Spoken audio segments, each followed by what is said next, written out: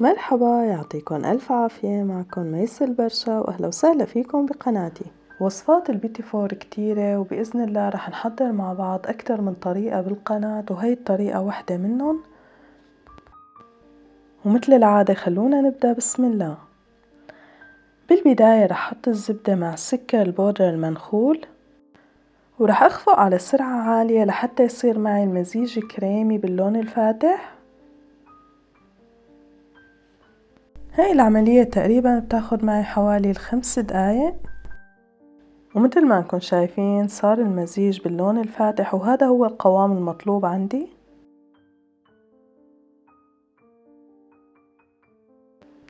هلأ حابة احكي عن الزبدة. بوصفات البيتي فور بفضل انا استخدام الزبدة الحيوانية. هلأ ممكن نستخدم نص زبدة حيوانية ونص زبدة نباتية، ما في اي مشكلة، بس بالنسبة للزبدة الحيوانية بتعطي طعم اطيب، اما بالنسبة للنتيجة والقوام فهو واحد. تمام، نستمر بالخفق لحتى يصير معنا القوام بهالشكل.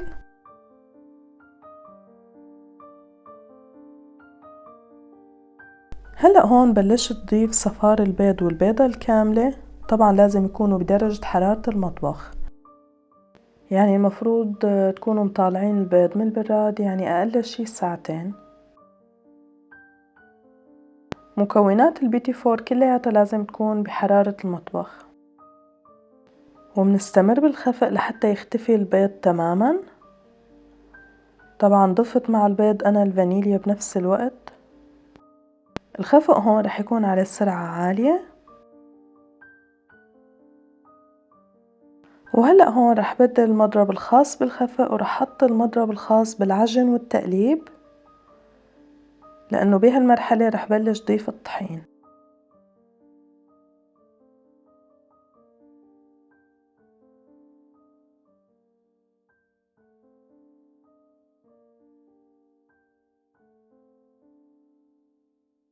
هلأ أنا بالأول ضفت نص كمية الطحين تقريبا، وبعدين وقفت وضفت الباقي الكمية،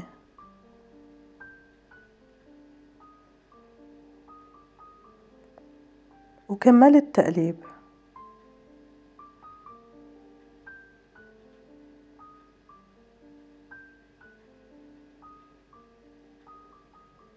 التقليب رح يكون على سرعة متوسطة.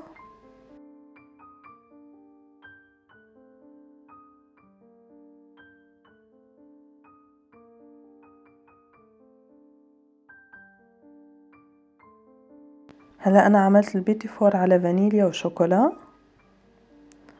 قسمت الخليط لقسمين،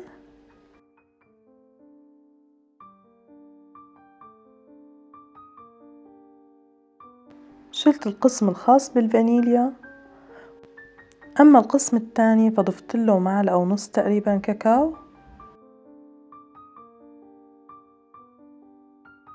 وضفت كمان معلقة زبدة كبيرة. طبعا مثل ما بنعرف انه الكاكاو رح ينشف العجينة، وبالتالي رح يكون معنا البيتي فور ناشف وقاسي. لهيك انا ضفت معلقة الزبدة لحتى نحافظ على طراوة وهشاشة البيتي فور. ومنكمل تقليب لحتى ينخلط الكاكاو بشكل كامل مع مزيج البيتي فور. وهلأ هيك صار معي البيتي فور بنكهة الكاكاو كمان جاهز. وهلأ بالنسبة للأشكال أنا اخترت الأقماع، أخذت شكل الوردة وشكل النجمة، حطيتهم بأكياس الكريمة،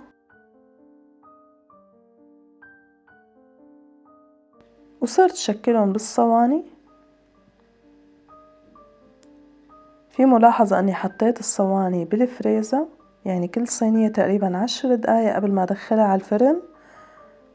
والفرن لازم يكون محمى مسبقا على درجة حرارة 180. هلأ حسب فرني أنا تقريبا أخده معي 20 دقيقة. هلأ بالنسبة للتزيين فهو ذوق شخصي.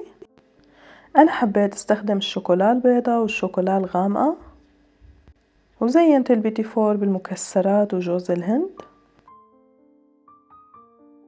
قطعت الشوكولا لقطع ناعمة، دخلتها على الميكروويف ودوبتها كل 30 ثانية. بطلع الصحن بحركه شوي وبرجع بدخله لحتى تذوب الشوكولا بشكل كامل. ونفس الشي بتعامل مع الشوكولا الغامقة، وكمان بتقدروا تذوبوا الشوكولا بشكل عام على حمام مائي.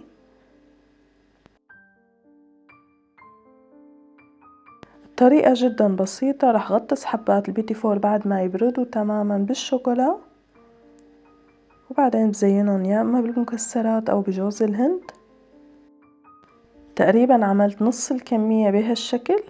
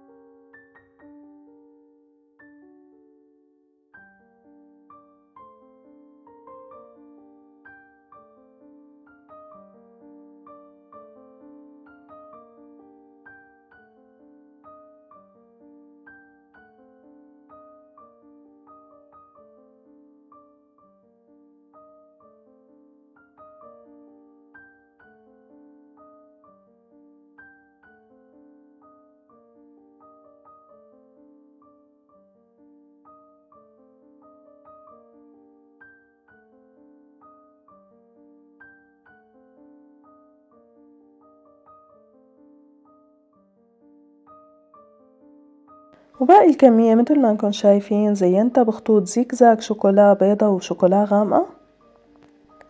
وفيكن تزينوا البيتي فور بمربى.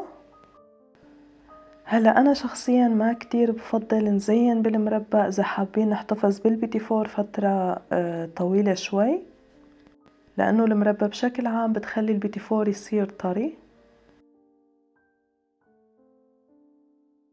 وبس هيك بتكون خلصت وصفتنا لليوم. إن شاء الله يا رب يكون عجبكم الفيديو، وإن شاء الله يا رب تكون ضيفة خفيفة على مسامعكم،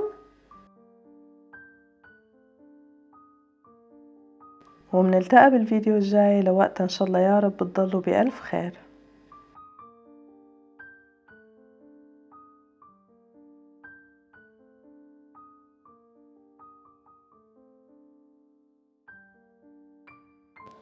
وإذا كنتوا لأول مرة بتشوفوني بتمنى تشتركوا بقناتي وتفعلوا زر الإشعارات لحتى يوصلكم كل جديد.